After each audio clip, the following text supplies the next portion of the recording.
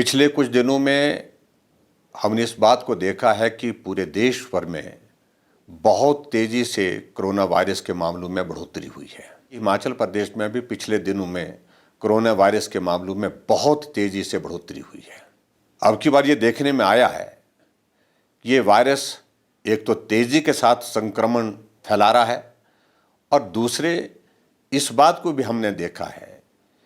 कि डेथ भी बहुत ज़्यादा पूरे देश भर में भी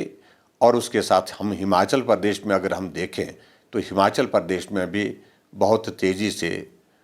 मृत्यु दर में भी बढ़ोतरी हुई है, जो हमारे लिए चिंता का विषय है। हमने इस बात को देखा कि 23 फरवरी तक हिमाचल प्रदेश में कुल 58,423 मामले थे और एक्टिव केस सिर्फ मात्र 218 थे। और हिमाचल प्रदेश में उस वक्त तक 23 फरवरी तक जो मृत्यु हुई थी जिन लोगों की,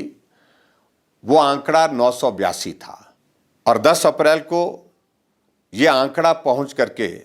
जहां 58,423 मामले 23 फरवरी को थे, बढ़ करके 69,114 हो गया और एक्टिव केस जहां हमारे 218 थे 23 फरवरी को, वो बढ़ करके 5,223 हो गए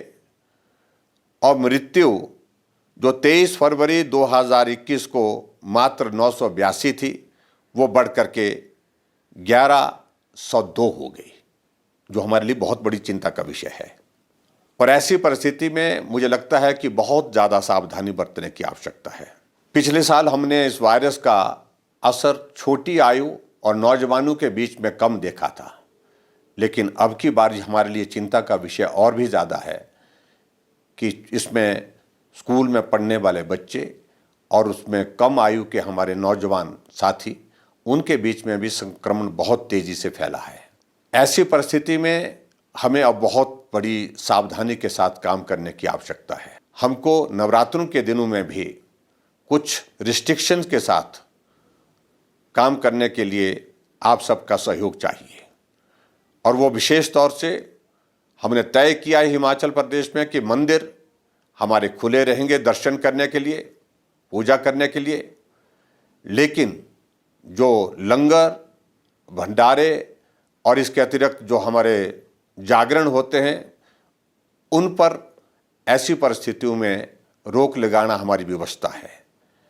मुझे पूरा भरोसा है आप उसमें भी सहयोग देंगे। हमने हिमाचल प्रदेश में कुछ चीज़ों को लेकर के निर्णय किया है, उसमें 3-4 चीज़ों को लेकर के विशेष रूप से मैं आपके सामने ज़रूर जिक्र करना चाहूँगा। एक तो हमने तय किया है कि 21 तारीख तक हमारे स्कूल कॉलेजेस बंद रहेंगे और उसके अतिरिक्त हमने ये भी तय किया है कि हिमाचल प्रदेश में जहाँ जिन राज्यों में ज़्यादा संक्रमण फैला है, उन राज्यों से आने वाले सभी लोगों के लिए एक एडवाइजरी जारी करके कि वो अपने पिछले 72 घंटे की RT-PCR रिपोर्ट के साथ ही हिमाचल प्रदेश में प्रवेश करें।